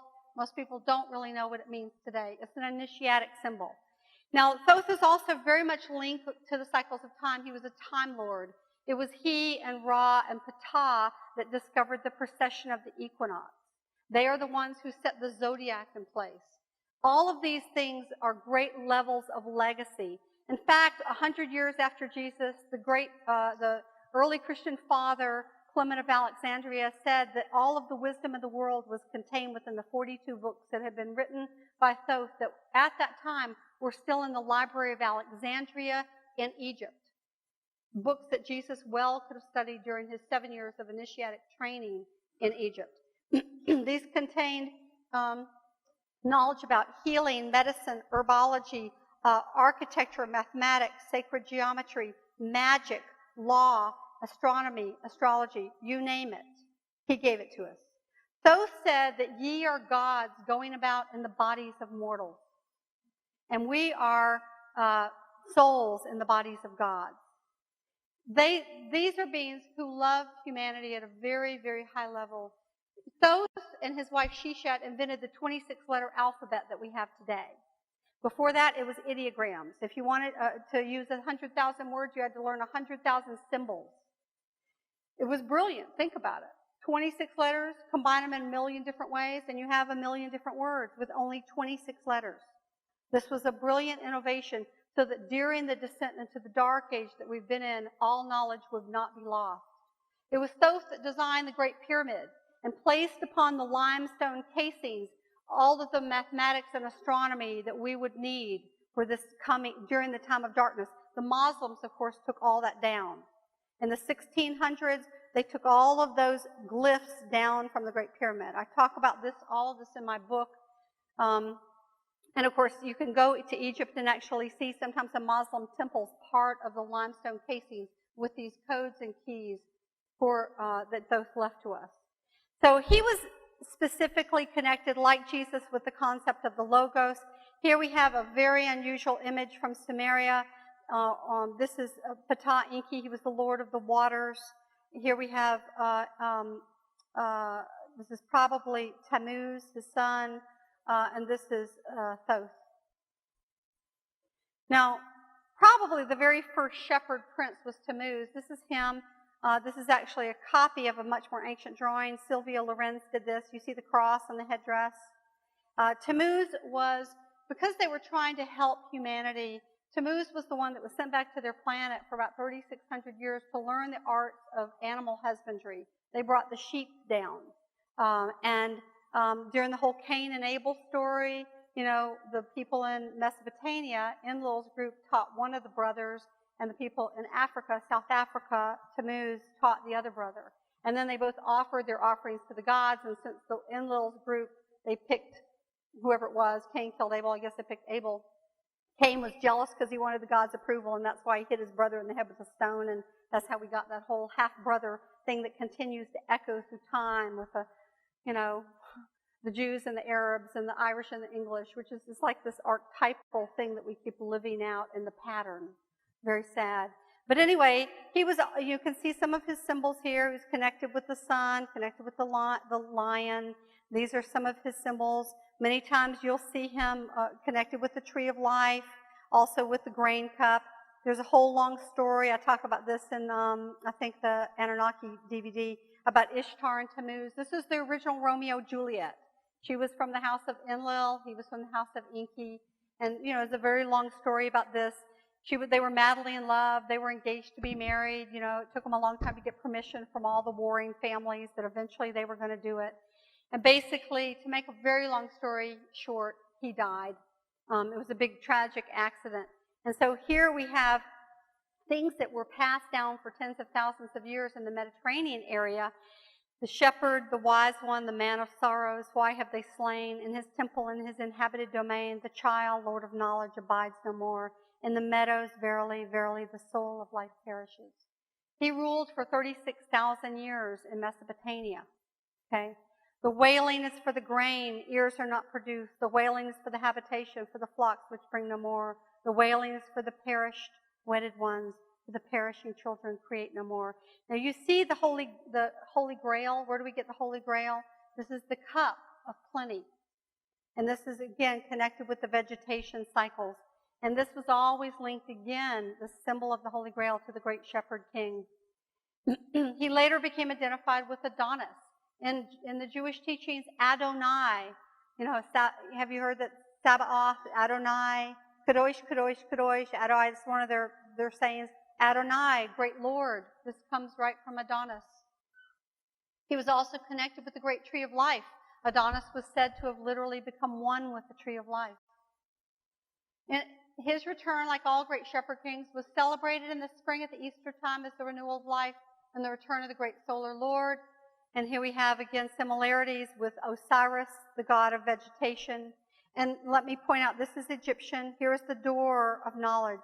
Here is the tree of life. And who dwells in the tree of life? Ah, it is the phoenix, the Benu bird. You know, Yeshua ben Joseph, Ben means son of, Benu bird, the son of the sun. Okay, the great phoenix. Here he is, the great Kumara who lives in the tree of life. If you will climb the tree of life, if you will activate, I have a whole DVD on the tree of life because it's intrinsic to the inner teachings of Jesus. If you will climb the tree of life, if you will activate your third eye, the great light, and connect with the Christ within, the doors of knowledge will open for you. This is what this means. The ever-renewing phoenix, the mystical bird that comes from the higher worlds and sings its song of beauty and glory, and then dies, but lays the seeds for its next coming before it dies, as Jesus did. Now, this is the Benu bird, and let's notice his symbols. First, he's got a sun on his head, but it's green, isn't it? Telling us he is a green lord. He has a staff, the shepherd's staff, right here. And there are 9 flags for the Council of 9. And these are the 3 steps of initiation: physical, emotional, and mental. And he rides in the boat of heaven. This is the soul that's going into the halls of Amente. And the question is he's now connected with the Christ as the way shower. Has he opened his inner eye? Has he connected with the inner light? This is what we're talking about in this beautiful depiction. The Christians, of course, adopted this. Well, because why? Not because they were running around stealing things, but because those who knew understood what it meant. And, of course, Hermes, this is the Hermes bird. Here we are once again connected with the sun, telling us that these beings are all the same. They're all different, the 4 great Kumaras, but they're all different. They're quadruplets. You know, how I actually discovered the 4 great Kumaras was a month after, about 2 weeks into writing the book on Jesus, I realized that the evidence was showing that Jesus had studied in all these great mystery schools and that they were all part of the Great White Brotherhood. Now, I want to just say, for those of you who have wondered if the Great White Brotherhood is a spiritual KKK, it's not. I actually got asked that in one of my radio and television shows. And I'm like, goodness gracious. Because I know we're very sensitive to sexism and racism, it's important for me to say that they chose the color white because it was the color closest to purification and illumination, closest to the sun. And they chose brotherhood because this was at a time when there was a social caste system. You might be a royal person, or you might be military, or you might be an artisan or craftsman or a peasant or a farmer, but the mystery schools were open to everyone. And when you stepped into the mystery schools, you laid down your outer ego, and all men and women stood as brothers and sisters of equality in a circle. This is why they chose that term. It was to say that we are all equal in the eyes of God. Social status does not matter. Now, this is the card for Osiris in the Tarot. Through reversal, good things come. Through the death of these great lords, the world is reborn. Now, personally, I hate for them to have to die, but clearly we see that there has been a pattern where this has happened. Osiris, the Lord of Resurrection, this is a Merkaba field. This is the activation of the 6-pointed body. Each one of the 7 subtle energy bodies has a sacred geometry to it. Here, once again, we see Osiris, and here's the tree of life. This is the tamarisk tree, also known as the Arcata tree. Guess what the crown of thorns was made of? The Arcata tree. The crown of thorns is the exact same tree that Osiris's body floated down the river in a coffin, and a tree enfolded it and grew around it, became a tall pillar like the tree of life. And it was cut down and taken to a temple as one of the pillars of the temple. And Osiris, being so Isis, being so telepathically linked with her husband, eventually found him, had them cut down the column and retrieve his body. And he's flanked here by his wife, Isis, and his sister, Nephthys. Now, Nephthys wears a watchtower on her head. Mary Magdalene, Mary the watchtower, it's all connected, believe me. Mary the Magdalene was initiated as a priestess of Isis within the ancient traditions. And here we have the 3 steps of initiation. that is worn as the crown of Isis. And here we have what's called the Tet, or the Dijet. This is always a representation of Osiris as the generating force of creation. But it's also the spine, isn't it? It looks kind of like the spine. In fact, I have images in one of my slideshows, in the Tree of Life slideshow, comparing this exactly to the vertebrae of the spine, and they fit. This is all connected with the Tree of Life. Now, all the ancient cultures of the world knew about the Tree of Life. The Tree of Life represents many things, but it is the XY axis of the time-space continuum. They come down from the higher worlds, where there is no time-space in the way we know it, and they allow themselves to come upon the cross of matter, as we have allowed ourselves to come into the cross of matter. Each of you are immortal, eternal souls. Each of you are light beings that have come from the higher heavens. Each of you are now in the lower worlds. You're in the third dimension.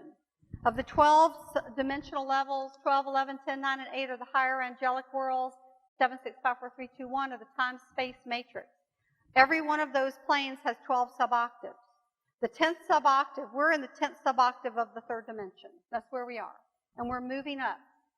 We're moving up to the 4th, and some believe we'll even make it into the 5th dimension during this next 1,000 years of peace. And I think that may well be the case. But everything moves in a spiral. Time moves in a spiral as well as space. Some other great avatars have had connections with trees. Buddha became enlightened beneath a Bodhi tree, did he not?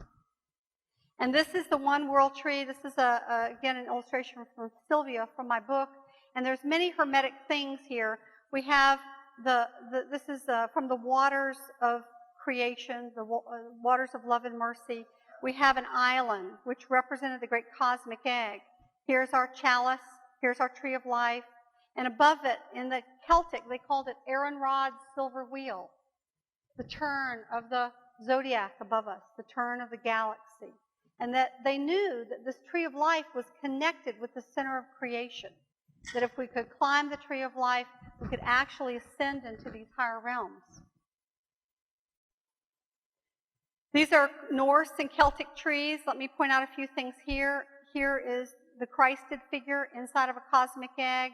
Here's the tree of life. Here's Rigel, the great eagle. Above it, the father principle. Here are the two aspects of the divine mother and daughter that come into the world. You know, usually when the solar lords come, they come flanked by two women, the mother and the consort, Mary Magdalene and Mary the mother. For Krishna, for example, his mother Yashoda, his wife Radha. So he comes flanked with these two aspects of the divine feminine, represented by these doves. And in the ancient cosmology, it is he who cracks open the egg and begins the flowing of the waters of the world. And we see here the waters pouring down, and these are priests and priestesses waiting to receive the waters of life and pour it down into the mortal worlds of humans down here where death reigns. Now, this is very interesting because this symbology looks a great deal like the age of Aquarius, does it not? So we are on the verge, literally, of a tremendous transformation on this planet. And I could spend, 2 days talking about what's coming with that. I speak about some of it in the Age of Aquarius, that DVD. But again, perhaps next year, Dolores will have me back and I can speak about some of these other things. This is the Celtic version of the Tree of Life, creating an infinity symbol. Very interesting. And here is the Norse version of the Tree of Life, connected with the Chi-Rho, or the end of time.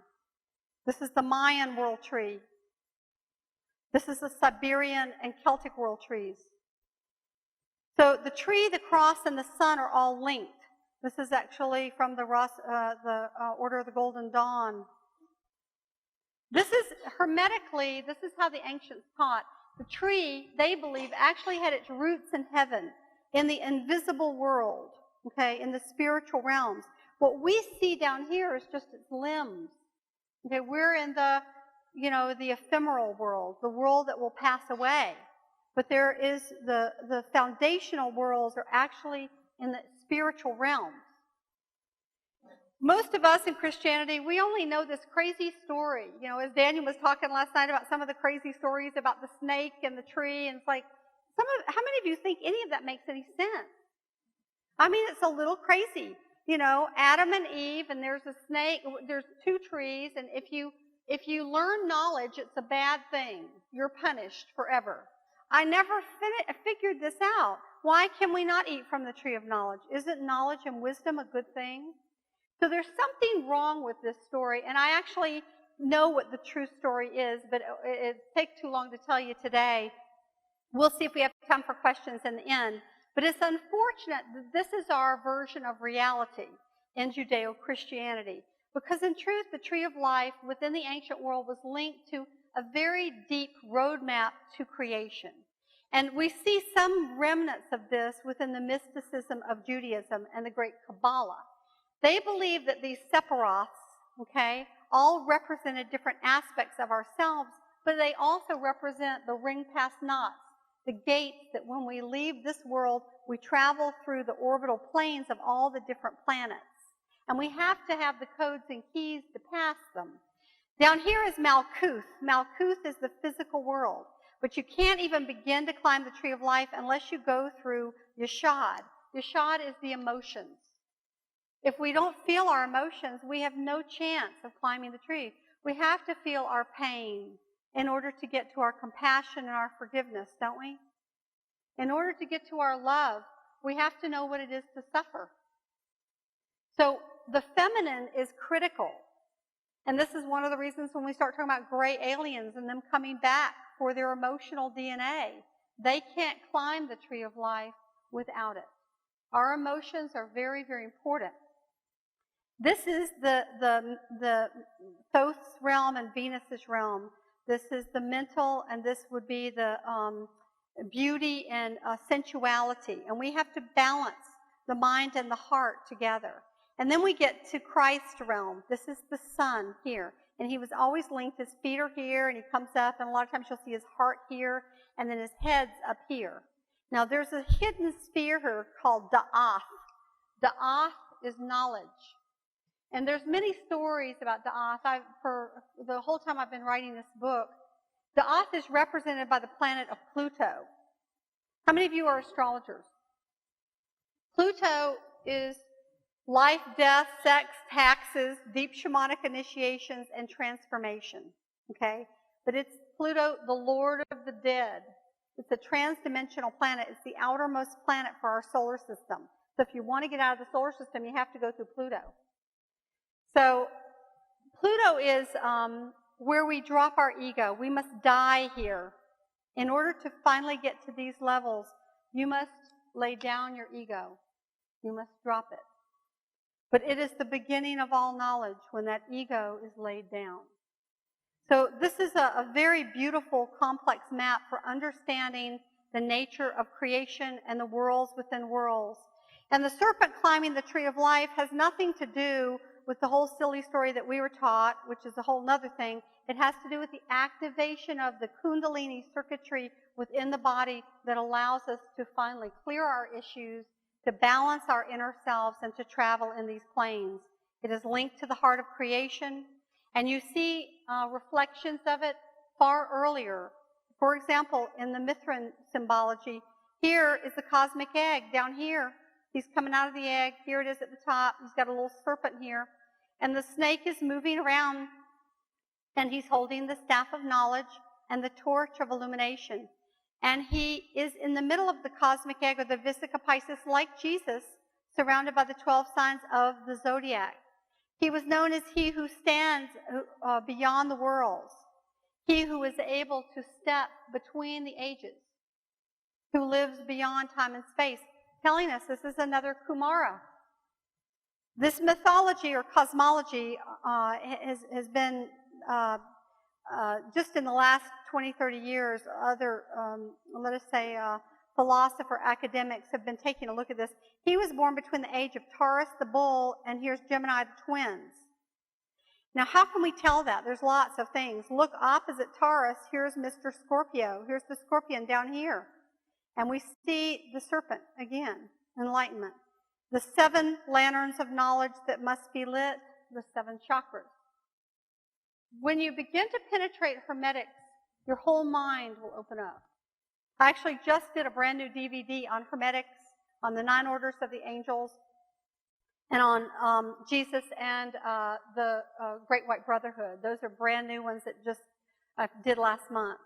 So here's Mithra, who holds the world on his shoulders like Jesus or Atlas. Think about it. He's got the whole world in his hands. He's got the whole world in his hands. We're talking about these same divine beings. Connected with the cosmic egg, here's Mithra. And this is really worn, but you can see the 4-legged, here's a dog, there's a snake, someplace in here. It's hard for me to see here. But anyway, the 4 kingdoms are all created here. To the Greeks, they call this presence phanes, which means light. And this whole Orphic egg, the great serpent kings. Now, why were they serpent kings? Because they come to raise the kundalini of the planet. And the way I discovered them, I started to tell you this story earlier. I was, why don't you guys stand up? Stand up while I tell you this story. Breathe in. I know this is a lot of information, squished into 2 hours. But, it's cool information, don't you think? It kind of shifts everything. So you see how it connects, which is, I'm sure, why Jesus wanted me to write this darn book. So what happened was you can sit whenever you want, stand as long as you want, move as long as you want, just want you present. So about 2 weeks into writing the book on Jesus, I realized I was dealing with the presence of this profound, illuminated group of master sages who had the keys to this knowledge. And perhaps if I had not been trained in these mysteries for some 30 years, I would never have figured all this out. But I'm sure that, how we all have this strange life path that brings us to where we are, and perhaps, being a mystic and a clairvoyant and having, this fundamentalist side of my family had made me always integrate when I was studying all the rest of the mysteries with Jesus. So I realized I was dealing with the Great White Brotherhood, and I began to pray for information about the Great White Brotherhood to be sent to me, but it couldn't be channeled because while channeled information may be very cool, I cannot use it historically. I have to have historical, grounded data if anyone's going to take you seriously about this subject. So I began to pray for information about the White Brotherhood. And one morning, it was a Monday or Sunday, like 5 o'clock in the morning, this divine master who looked so much like Jesus, but he was a hair's breadth different, appeared in my bedroom. And the only thing he said to me was, Sanat Kumara. And then he vanished. Now, all that week, I was being taken into initiation ceremonies with people dressed in white, and they made the sign of the serpent on my forehead, and I was like, I was raised Episcopalian, I do have that fundamentalist thing, and it's like, the serpent on my forehead, oh my gosh, what does this mean? So I happened to have this housemate, this Indian. It was Shankar is his name, and he had studied with the Viragi masters as I had. He grew up in India, he knew the Viragi physically, personally, and Shankar called one day, and I said, Shankar, what do you know about Sanat Kumara? And he said, oh, he is one of the 4 great Kumaras. I was like, well, who are the 4 great Kumaras? Oh, there is Sanat Kumara, who is, of course, the head of the Great White Brotherhood. And I was like, really? Well, who else? Well, there is Sananda Kumara, who was, of course, Jesus. I was like, what? well, who else? Well, there is Sananka Kumara. I was like, well, what's his deal? Well, he comes to set up all the great schools. I was like, oh.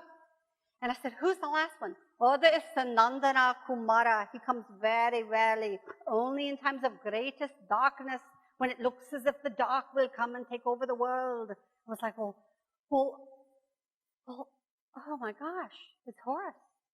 Because after the death of Osiris, Egypt was thrown into chaos. Osiris and Isis came together right before the flood. After the flood, we were starving to death down here. Cannibalism reigned. There was no food. Where were the animals? Okay? It was a really rough time on the planet. So Osiris left Isis in charge of Egypt, and he traveled the world. And he was a musician. He brought everyone together with joy and happiness. And he fed them first. And then he taught them agriculture. He taught them to plant their own plants so that they might live and prosper. And he was loved the world over. And he did this for 450 years. And when he went back to Egypt, Set was, of course, always waiting to figure out when he could take him out. Eventually, after he was destroyed, there was no lineage. And the story is that Isis brought him back, resurrected him, impregnated herself with his child, probably artificial insemination. But he's the first Lord of resurrection through the power of love. And then she gave birth to Horus way down in Philae in southern Egypt. And she raised him in secret. And for 350 years, darkness overcame all of Egypt. The Lord of chaos, Set. So Horus eventually grew strong enough, and he was a musician. They said he was trained by Osiris, who came in spirit form, and he eventually learned the arts of war. Well, clearly, if he was Apollo, he was really the god of healing and joy and all this other stuff, but he had to pony up, okay, and be the manly man. And it was an 80-year war, and he fought Set, eventually defeated him. And those who came to join him were the Shem-Shu-Hor. The Shem-Shu-Hor were the followers of the way of Horus, the way of truth. And he bequeathed Egypt to them, and they became the first priesthood for Egypt that set up the great mystery schools with Thoth and Isis and Horus overseeing them, so that humans might not fall into forgetfulness, that we might remember our own divinity, we might remember our own eternal nature, and that we might claim that godlike nature that dwells within us all. Anyway, he's come in several times. He's also come as Krishna and Rama, very similar MOs. They come very seldom to the planet, that particular divinity. So here's Mithra. We're going to kind of go through these very quickly because I am aware of time. Again, you see Jesus coming out of the cosmic egg along with Mithra here, carrying very similar, here's the staff, the light. We see Mary coming out of this same cosmic egg. And here, by the way, I want to point out that this is the shape of Avalon, the Isle of Avalon, and the Tor. And here, of course, is the Ithcus that Jesus taught. And here is the Eye of Horus. This all has to do with the cosmic egg and the balance between the divine Father and Mother. This is from the temples of Heliopolis, the Temple of the Sun. Even in the great cathedrals, the bottom of the cathedrals, the sanctuaries are formed like cosmic eggs. And there, of course, caves have been a very powerful sacred sanctuary for mystics and saints the world over for thousands of years.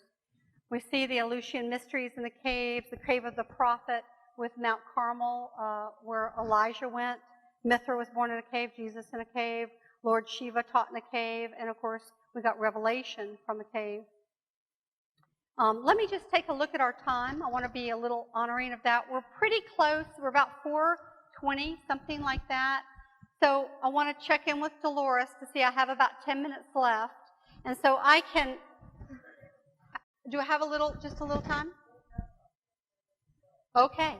So we're going to fly through some of this. How are you guys doing out there? Is this fun? Are you learning a lot? It's fun, isn't it?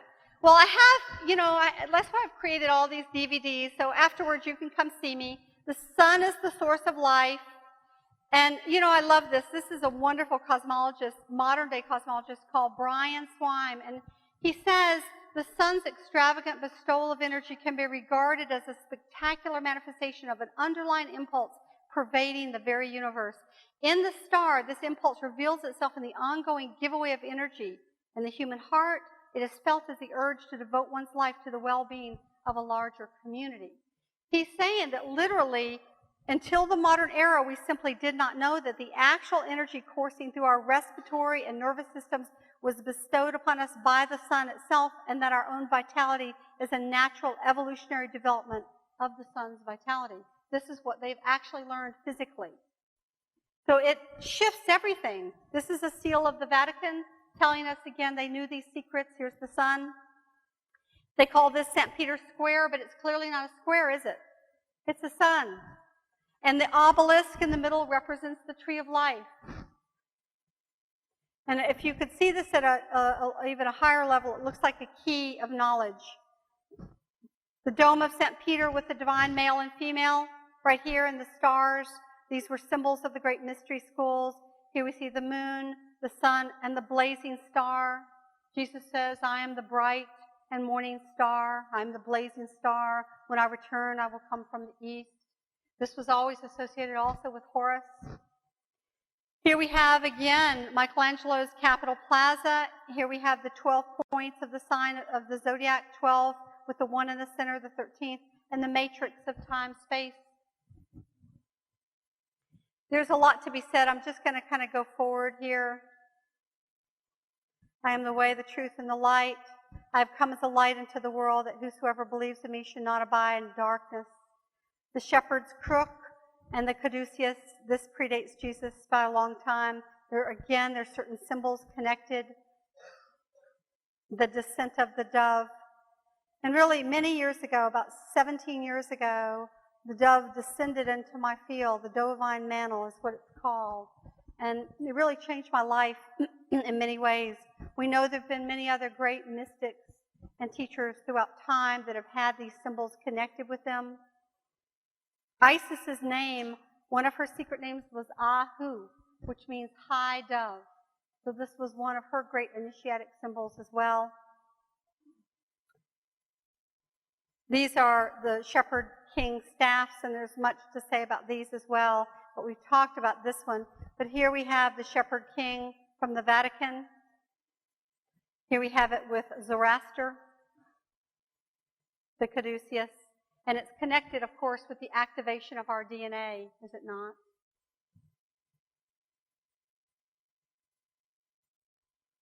Sorry. This is Celtic, and this has to do with the mastery of air, earth, fire, and water, all of these elements that we must master in our journey towards perfection. Asclepius, the father of medicine, carried one. This was an initiatic staff that one got at either the second level or the third level of the Egyptian mysteries, telling us he was trained within that tradition, as was Moses. Only the highest level initiate had the double serpent snake. This is the brazen serpent from the Bible. So Moses was an initiate of Heliopolis, but he had not attained the very highest level. But he had obviously attained a very high level. Most people have no idea what the serpent around this means, but it is really the serpent lords upon the cross of time and space and the activation of this DNA, activated by light along the sympathetic nervous system. And here we have actually a picture of a spine and a picture of the D-jet. Actually, I think this is the spine and that's the D-jet. The generating power of the world. The circuitry of both the microcosm and the macrocosm that is connected literally with the axis of the world and the awakening cycles of mankind. This is also connected with the Chi-Rho. The Chi-Rho, this is a Vatican symbol taken right from Osiris. Here's the X, and here are the 3 flails we saw earlier, and here's the shepherd's staff that's closed in. It's the cosmocrator. It's the one who inserts himself into the world, who determines consciousness or helps to try to raise the consciousness. And we can see these symbols are connected with something that was called the Tau cross. The Tau cross is connected not only with the Divine Mother.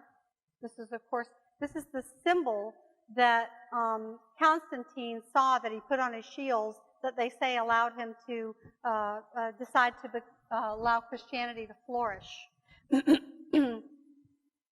It actually goes back to the Divine Mother and the Divine Feminine. But he had this symbol put on the shields of his men when he was outnumbered 5-1. And it was because of that success that he finally said yes. The Christians claim that this was connected to Jesus. But actually it was connected much further back. You can see here's Tammuz from Babylon, the cross. These are depictions of that same Chi-Rho expressed in different forms.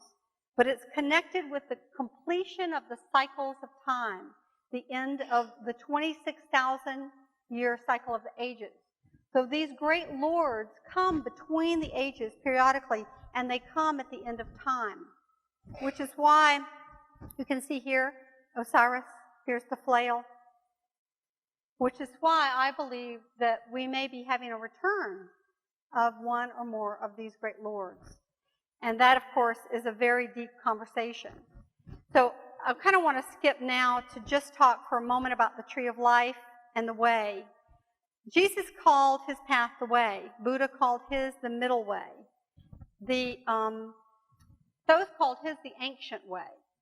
And I think, considering our time, that this is a good place to, in terms of slides, to stop, because it's understanding what this path is.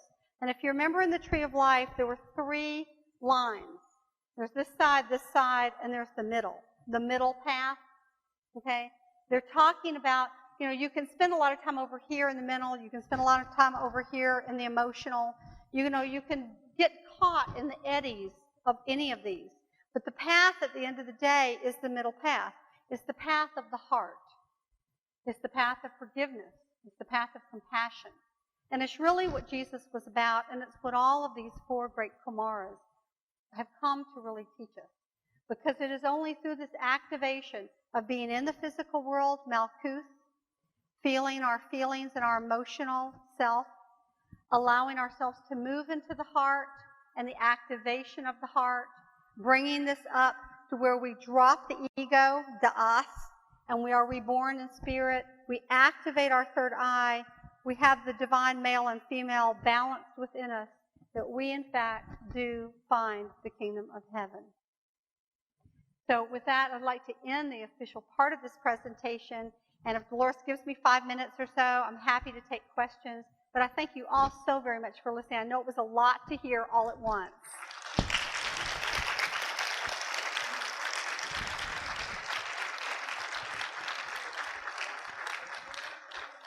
Questions are going to have to come. We're out of time. You're going to have to come to your booth to ask questions. No problem. problem. But Tricia, one thing I wanted to make clear, this is what people don't understand, is that Jesus learned all of this during the missing years. The church doesn't want you to know that. They want you to have the idea he just suddenly came out of the hills one day with all this knowledge and nobody taught him. That's not true. I want to also say that I think Dolores' work has been incredibly important on many, many levels.